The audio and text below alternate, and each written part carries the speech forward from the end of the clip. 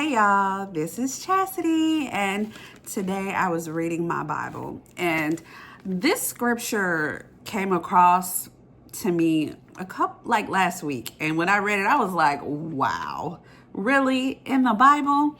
And it still kind of bothered me today, so I tried to read more into it. So I'm just going to share with you what God shared with me. And I have my friend Midas in the back. Hey Midas, say hi. Yeah, he's here present today for the study. But today I'm going to share with you verse Matthew 27 and 35. It says, after they nailed him to the cross, the soldiers gambled for his clothes by throwing dice. Then they sat around and kept guard as he hung there. Now, were these soldiers black? Because what? They were shooting dice in the Bible? Now, I just think it's wild because I thought that was something that came to be, within the recent centuries, not in the Bible days, shooting dice for his clothes. I'm sorry, that's so ghetto. That is so ghetto. Oh my gosh. And it just threw me for a loop, and it just kept coming back to remembrance. I mean, Jesus is hanging, dying, and these men are shooting dice for his clothes. So they nailed him to the cross, gambled his clothes, sat around probably drinking because they offered him drink in the previous verse. And he said, oh, that's nasty. He spit it out. Then they watched him die. They allowed others to walk by and mock him and make fun of him as they passed, not caring about this human being, not caring about this soul, not caring about somebody who was healing people. These guards had no love or respect for Jesus. They did, however, in some capacity know that those clothes had value.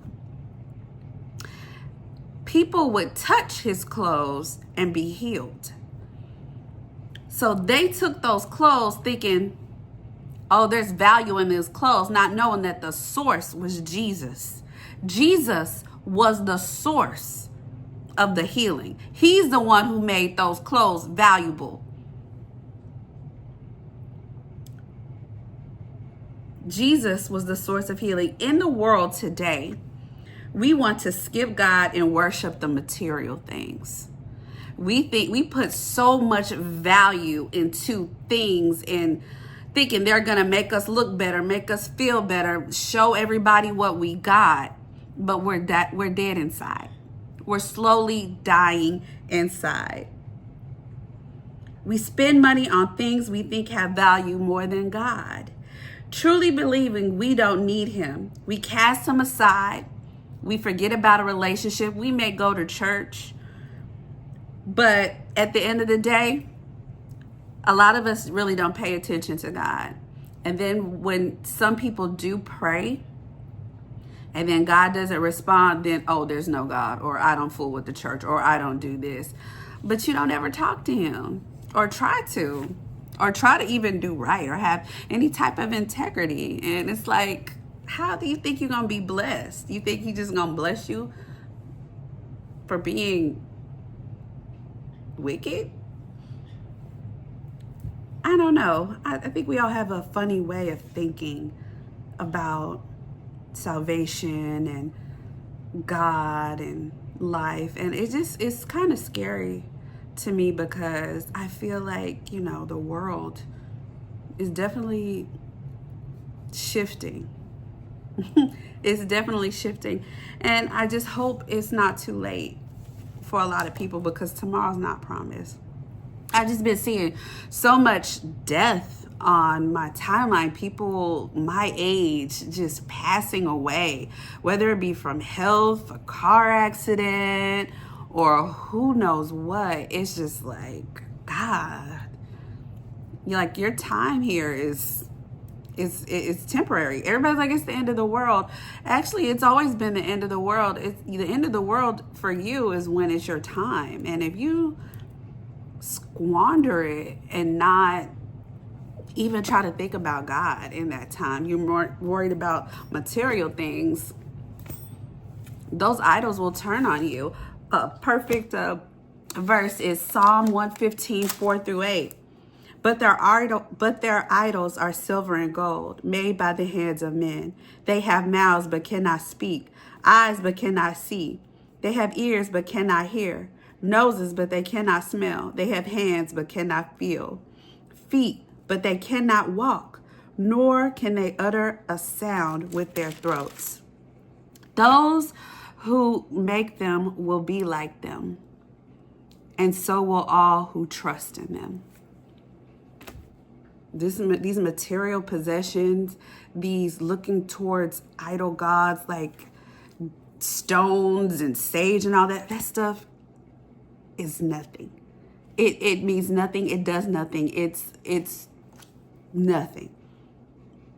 And we put so much weight into it over God. And we skip the source. And it's really sad. Also, if you go to Isaiah 44, 9 through 10,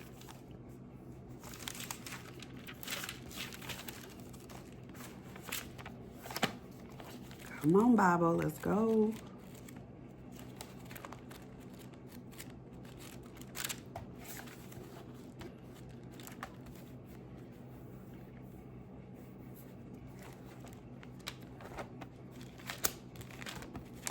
I should have had this ready. I'm sorry, y'all. Isaiah 44.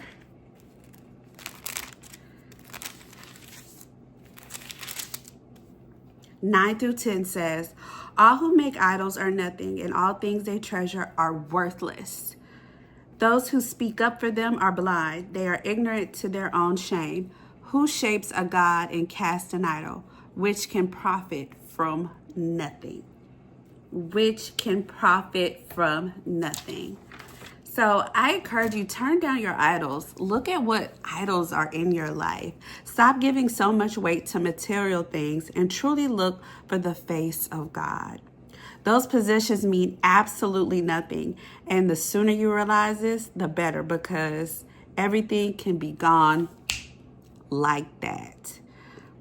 My heart, like I said, has been grieved so much by death. We must take our time on earth seriously, because the things on this earth are temporary and can come at any time. An end can come at any time, and then they mean nothing. Then you're in eternity. We need to take our eternity more seriously and stop gambling for Jesus' clothes and just go to Jesus. So I hope that wasn't too all over the place. What you think, Midas? Okay. You know, he always in here listening to me. But again, I just thought that was crazy. They were shooting dice for Jesus' clothes. That's crazy. But anyways, if you like this video or any of my content, go ahead, click the like button, share button, subscribe to my page. I take all the support, any feedback. Let's talk about it. Just look it up. And that's what happened when I was reading my Bible today. Bye.